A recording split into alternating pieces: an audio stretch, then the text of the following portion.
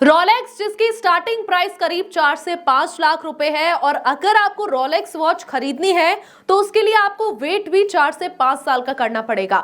आखिरकार क्यों रोलेक्स जैसी वॉच के लिए लोग 4 से 5 साल तक का वेट कर लेते हैं और क्यों इतनी महंगी वॉचेस खरीदते हैं, तो आज हम रोलेक्स के बारे में पूरी इंफॉर्मेशन जानेंगे। तो इस वीडियो को एंड तक देखना, बिल्कुल स्किप मत करना। और अगर अभी तक हमारे चैनल को सब्सक्राइब नहीं किया तो सबसे पहले सब्सक्राइब करें, बेल आइकन प्रेस करें। अब आपने काफी सारे ब्रांड्स के बारे में सुना होगा, वॉचेस के बारे में सुना होगा, लेकिन रोलेक्स एक ऐसी वॉच है जिसके लिए अगर आपको वो खरीदनी है तो कम से कम 4 से 5 साल का वेट करना पड़ता है। आपने काफी वॉचेस देखी होंगी लेकिन किसी का भी इतना लंबा वेटिंग पीरियड नहीं होता।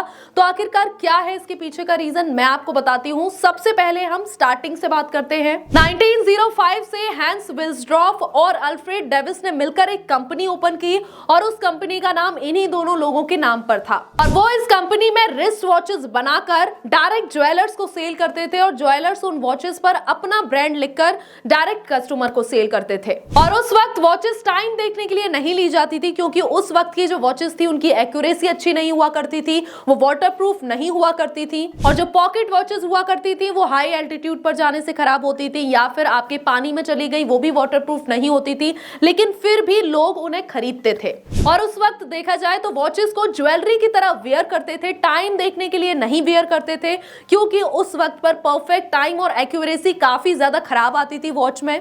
और उन्होंने नोटिस किया कि रिस्ट वॉच से ज्यादा अच्छी तो पॉकेट वॉच है और लोग उसे ज्यादा प्रेफर करते हैं। अब इसके टाइम को परफेक्ट करना चाहिए, एक्यूरेसी पर ध्यान देना चाहिए और लोग अब इसे ज्वेलरी की तरह ना पहने, इसे टाइम के लिए यूज करें। अब उन्होंने सोचा कि मुझे इसी चीज पर ध्यान देना चाहिए। तो सबसे पहले वो जितने भी क्लॉक बनाया करते थे उस वक्त पर करीब 100 लोगों के पास गए, रिसर्च की, उनसे जानकारी ली, नॉलेज ली और जब उन्होंने नॉलेज इकट्ठी कर ली तो उन्होंने बना दी दुनिया की सबसे एक्यूरेट टाइम दिखाने वाली वॉच। और जब उन्होंने ये वॉच बना के तैयार कर ली तब भी वो ज्वेलर्स को ये वॉच देते थे और वैसे ही प्रोसेस चल रहा था, ज्वेलर्स कस्टमर्स को सेल करते थे।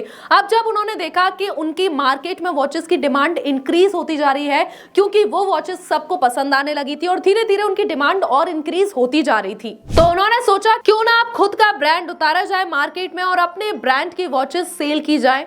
अब उनकी कंपनी का नाम उस वक्त पर विल्सड्रॉफ एंड डेविस करके था और उन्होंने वही नाम रखा, लेकिन जब ब्रांड बनाने की बारी आई तो ब्रांड पर इतना बड़ा वो नेम नहीं लिख सकते थे, तो उन्होंने नाम चेंज करके क्या रख दिया, रोलेक्स। और ये नाम चेंज किया 1908 में और उसके बाद इनकी वॉचेस की डिमांड धीरे धीरे और इंक्रीज होती गई और ये अपनी वॉचेस में नए नए इनोवेशन ऐड करते गए और अपनी वॉचेस को और सेल करते गए। अब जब उन्होंने देखा कि हम अपनी वॉचेस को दिन पे दिन बेटर करते जा रहे हैं, क्वालिटी अच्छी करते जा रहे हैं, नए नए इनोवेशंस निकाल रहे हैं, तो क्यों ना अब ऑफिस भी दूसरा बनाया जाए। और उसी साल 1908 में उन्होंने अपनी कंपनी का ऑफिस स्विट्जरलैंड के जेनेवा में खोल दिया और वहीं से वो सारे ऑपरेशन मैनेज करने लग गए। लेकिन 1919 में वक्त ऐसा आया कि लंदन की जो इनकी कंपनी थी, सबसे पहली कंपनी, वो बंद हो गई क्योंकि इसके पीछे का रीजन था कि वहां की गवर्नमेंट ने टैक्सेस काफी इंक्रीज कर दिए थे जिसकी वजह से इनका जो प्रॉफिट था वो भी ना के बराबर था। बट दूसरी तरफ अगर हम स्विट्जरलैंड कंपनी की बात करें तो स्विट्जरलैंड की वजह से इनकी कंपनी काफी ज्यादा फेमस हो रही थी, इनकी ब्रांड वैल्यू धीरे धीरे करके इंक्रीज हो रही थी क्योंकि लोग जब देखते थे मेड इन स्विस तो लोग उसी चीज से उनकी वॉचेस खरीद रहे थे। तो इनकी ब्रांड वैल्यू इंक्रीज करने में सबसे बड़ा हाथ स्विट्जरलैंड का भी है क्योंकि लोग स्विट्जरलैंड की वॉचेस को काफी ज्यादा खरीद रहे थे और उसके पीछे का रीजन था उनकी क्वालिटी और नई नई इनोवेशन। तो ऐसे ही करके धीरे धीरे उनके नए इनोवेशंस आने लगे और धीरे धीरे करके उनके प्रॉफिट का मार्जिन भी इंक्रीज हो रहा था। और रोलेक्स के तब तक जितने भी इनोवेशन हुए थे उसमें ऐसे इनोवेशंस नहीं होते कि वाटरप्रूफ वॉचेस निकालें या फिर हाई एल्टीट्यूड पे उनकी वॉचेस एक्यूरेट टाइम दिखाएं, बट अब उनको इस चीज पर ही फोकस करना था।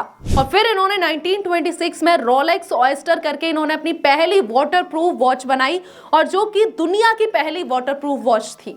अब यहाँ पर प्रॉब्लम ये आ रही थी कि ये किसी भी तरीके से एडवर्टीजमेंट करेंगे बट लोगों को तभी इस वॉच पर विश्वास होगा तब वो इस वॉच को यूज करेंगे। अब एडवर्टीजमेंट करके ये तो दिखा देंगे कि ये वॉच वाटरप्रूफ है, लेकिन इस चीज पर लोगों को ट्रस्ट कैसे होगा। अब इसके लिए उन्होंने एक और आइडिया निकाला और वो था इवेंट मार्केटिंग का। तो ऐसे में जब उन्होंने इवेंट मार्केटिंग का सहारा लिया तो जितने भी दुनिया भर में उस वक्त स्पोर्ट्स हुआ करते थे लोगों का सिर्फ उसी जगह पर ध्यान रहता था और काफी ज्यादा लोग फोकस करते थे स्पोर्ट्स पर और अगले दिन न्यूज़पेपर में भी हेडलाइन पर मेन वही चीज आती थी। अब उनको 7 अक्टूबर 1972 में मर्सिडीज नाम की एक लड़की जो कि स्विमिंग में वर्ल्ड रिकॉर्ड बनाने जा रही थी और उनकी जो स्विमिंग थी वो काफी लंबी होने वाली थी, क्योंकि इंग्लैंड के इंग्लिश चैनल से लेके उनको स्विम करके फ्रांस तक आना था।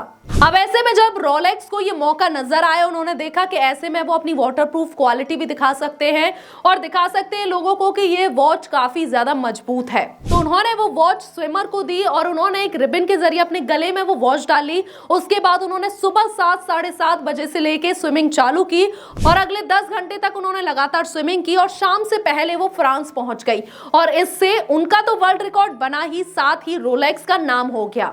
यानी कि ये वर्ल्ड रिकॉर्ड रोलेक्स के लिए काफी अच्छा साबित हुआ, क्योंकि यहाँ पर वर्ल्ड रिकॉर्ड में उनका नाम तो आया ही था, साथ ही रोलेक्स वॉच का भी आया था, यानी कि फ्री में उनकी मार्केटिंग भी हो गई। और इस इवेंट के बाद से रोलेक्स का नाम और ज्यादा हो गया, उनकी इमेज और उनकी ब्रांड वैल्यू और इंक्रीज हो गई और लोगों के दिमाग में एक उन्होंने छाप छोड़ दी। 1953 में जब Edmund Hillary and tangy Norgay जब माउंट एवरेस्ट पर वर्ल्ड रिकॉर्ड बनाने वाले थे, तो यहाँ भी उन्होंने एक अच्छा मौका देखकर उन क्लाइंबर्स को वॉच पहना दी और ये प्रूव कर दिया कि हमारी वॉचेस हाई एल्टीट्यूड में भी एक्यूरेट टाइम दिखा सकती हैं। और ऐसे ही करके उन्होंने इस इवेंट से भी प्रूव कर दिया कि जो रोलेक्स की वॉचेस है वो काफी ज्यादा अच्छी क्वालिटी की और वाटर प्रूफ और साथ ही वो टाइम बहुत एक्यूरेट दिखाती हैं। और साथ ही लोगों के दिमाग में एक यूनिक ब्रांड वैल्यू इनकी क्रिएट हो गई थी, लोगों के दिमाग में इनकी छाप छूट गई थी, जिससे कि लोग इससे और वॉचेस की ब्रांड से कंपेयर नहीं कर रहे थे। और ऐसे ही करके उन्होंने काफी इवेंट्स में अपनी वॉचेस को शो किया, प्रूव किया, चाहे वो कार रेसिंग हो या फिर आपने हाई एल्टीट्यूड पर जाके कोई वर्ल्ड रिकॉर्ड बनाना हो।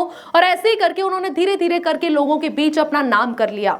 और उस वक्त स्पोर्ट्स इवेंट पर लाखों लोगों की नजर होती थी और यही देख के उन्होंने इवेंट मार्केटिंग चुनी। तो सब अच्छा खासा चल रहा था, उनकी सेल काफी अच्छी हो रही थी, नए नए इनोवेशन हो रहे थे, इवेंट मार्केटिंग कर रहे थे।